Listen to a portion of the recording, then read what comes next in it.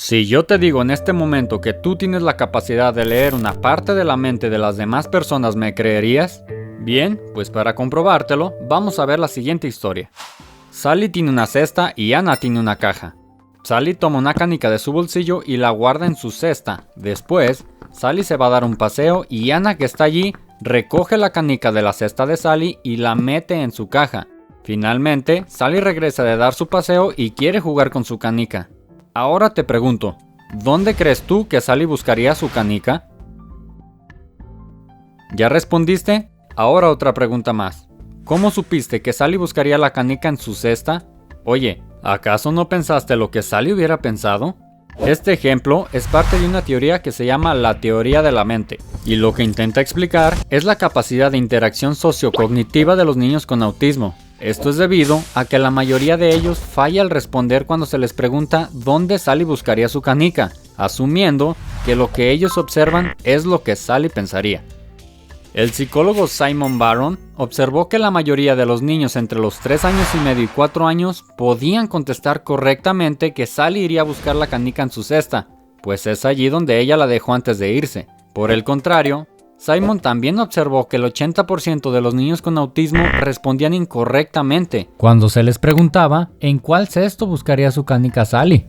Incluso, esta prueba se aplicó a niños con síndrome de Down, y el 86% de esos niños eran capaces de contestar correctamente la prueba. Entonces, ¿qué pasa aquí?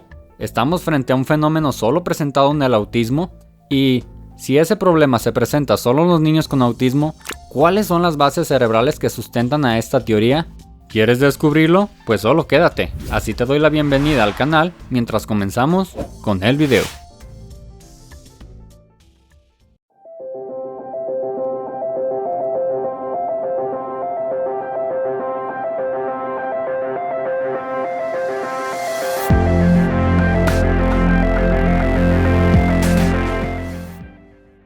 La idea de una teoría de la mente surge a partir de un experimento realizado por Primark y Woodruff. El experimento consistía en mostrar 2 videos diferentes a unos chimpancés. En el primer video, apareció uno de los cuidadores encerrado en la jaula intentando tomar un plátano que estaba colgado encima del techo. En el segundo video se mostraba la misma situación, pero en esta ocasión el plátano estaba en el suelo. En ambos videos los plátanos estaban fuera del alcance de la persona y además la persona contaba con herramientas dentro de la jaula para conseguir el objetivo. Se pausaba el video y los científicos le mostraban 2 fotografías al chimpancé, una con la solución correcta y otra con la solución incorrecta. Los chimpancés acertaron 21 de las 24 veces en las que se les mostraba la fotografía. Finalmente, los experimentadores llegaron a la conclusión de que los chimpancés eran capaces de predecir las conductas que la persona debería realizar, teniendo así como una especie de predicción de la mente. Entonces, ¿qué intenta explicar la teoría? Plantea que los niños con autismo presentan un déficit en la capacidad para representarse en los estados mentales de otros, como son por ejemplo sus pensamientos, las creencias y las intenciones que tenemos. Entonces, lo normal sería que pudiéramos predecir las acciones de las demás personas y esto es como una especie de mentalización en las interacciones sociales. Sin embargo, debido a la complejidad que se requiere para evaluar y explicar el funcionamiento cerebral a estas acciones, la teoría se sustenta en varios postulados. El primer postulado es lo que Simon Baron llama creencias de primer y de segundo orden. Este postulado sostiene que lo común es que podamos predecir los actos de las demás personas por medio de una comprensión de la historia más allá de lo que estamos observando.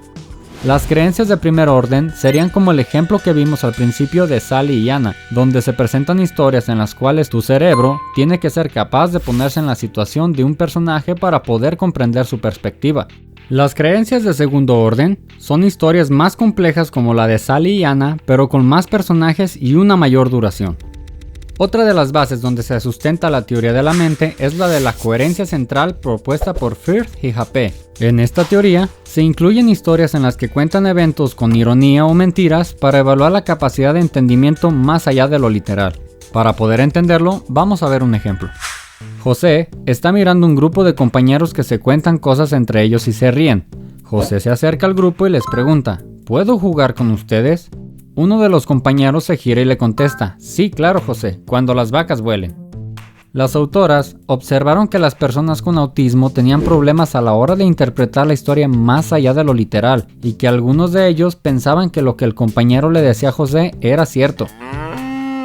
Finalmente, formularon que más que una incapacidad para procesar las historias de una manera global, las personas con autismo tienen una preferencia hacia los detalles específicos y locales. Se trataría más bien de un sesgo cognitivo a la hora de procesar e integrar diferentes aspectos de la historia. Otro aspecto importante que conforma la teoría de la mente es el aspecto emocional, el cual se ve alterado en las personas con autismo, siendo la empatía una de ellas. En la corteza cerebral existen neuronas con la capacidad de activarse cuando vemos a otra persona realizar movimientos. Estas neuronas copian, por así decirlo, los movimientos que la otra persona realiza y se activan como si ellas lo estuviesen haciendo. Rizzolatti, que fue el descubridor de estas neuronas, las nombró neuronas espejo y están relacionadas con una cuestión empática en la interacción social. Algunos estudios realizados en personas con autismo se muestra cómo estas neuronas espejo se activan de una manera distinta a una persona normal, lo cual explicaría en cierta medida la falta de empatía social en algunas personas que tienen este trastorno. Finalmente, para comprender el aspecto emocional relacionado a la teoría de la mente, algunos autores hacen una distinción entre dos tipos de empatía, una empatía cognitiva y una empatía emocional. La empatía cognitiva se refiere a adaptar el punto de vista del otro y predecir lo que él haría. En el caso de la prueba de Sally y Anna, es predecir que Sally buscaría la canica en su cesta. Por otra parte, la empatía emocional sería reaccionar emocionalmente a una situación social. En el caso de la prueba de Anna y Sally, se sentiría tristeza porque Sally no encontró la canica en su cesta. Esto tendría como consecuencia que una disfunción en alguno de estos dos tipos de empatía tuviese repercusiones a la hora de interpretar las situaciones o historias antes contadas, como lo que pasa con los niños con autismo. Sin embargo, esta última hipótesis tiene muchas limitaciones debido a la complejidad para evaluarla y no se ha establecido más allá de una suposición. Hasta aquí hemos visto cómo diferentes postulados intentan explicar el por qué los niños con autismo son incapaces de contestar correctamente a las pruebas. Entonces, tocaría hablar de las estructuras del cerebro que sustentan a esta teoría. La primera estructura es la corteza prefrontal, sobre todo la región medial que pertenece al área 8 de Brodmann, la región dorsolateral y la corteza cingulada anterior.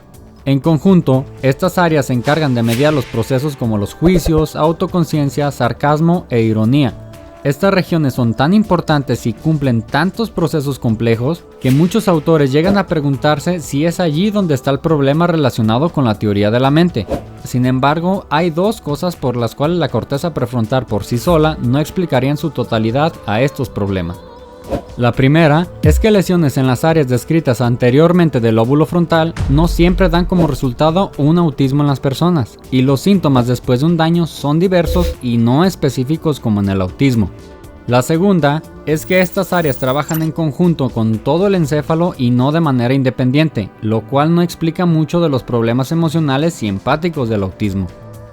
Otra área que se ha visto involucrada es la amígdala, que se sitúa en la parte medial del cerebro. Esta estructura se encarga de agregar emociones a las experiencias que vivimos y también se encarga de reconocer expresiones faciales como el miedo o el susto. Una disfunción en los procesos que regulan la amígdala daría como resultado problemas para dotar de emociones a las diferentes experiencias vividas. También tendrían problemas para la interpretación de esas emociones. Esto explicaría hasta cierto punto los déficits relacionados a la emoción presentados en el autismo. Finalmente, el lóbulo temporal es importante en el procesamiento lingüístico. Este lóbulo se encarga de rescatar el significado lingüístico de una historia, como serían la de las falsas creencias o la historia de ironía de José. Una disfunción en esta estructura tendría como resultado problemas para comprender una determinada situación. Esto explicaría algunos de los problemas de lenguaje y comunicación en las personas que presentan autismo, así como la incapacidad para poder captar las ironías o las mentiras de las historias. Todas estas estructuras mencionadas anteriormente servirían de apoyo para la construcción de los problemas que se observan cuando una persona con autismo falla al atribuir y predecir las conductas de las demás personas. Hay que aclarar que todas estas estructuras trabajan en conjunto para poder integrar la información recibida. Entonces, se trataría más bien de un problema en los procesos que se encargan de interpretar y traducir esa información. En resumen, la teoría de la mente es un problema que se presenta en los niños con autismo y lejos de que las personas con autismo no tengan una teoría de la mente, se trata más bien de una manera distinta de regular esa información. Esta teoría nos ayuda a comprender la manera en la que estas personas perciben al mundo y lo integran. Así, podemos comprender más acerca de los procesos cerebrales que regulan a este trastorno y generar soluciones hacia un mundo más incluyente. Por esta ocasión ha sido todo de mi parte. Si quieres ver más contenido de este tema, házmelo saber en los comentarios. Muchas gracias por verme y saludos, neurofílicos.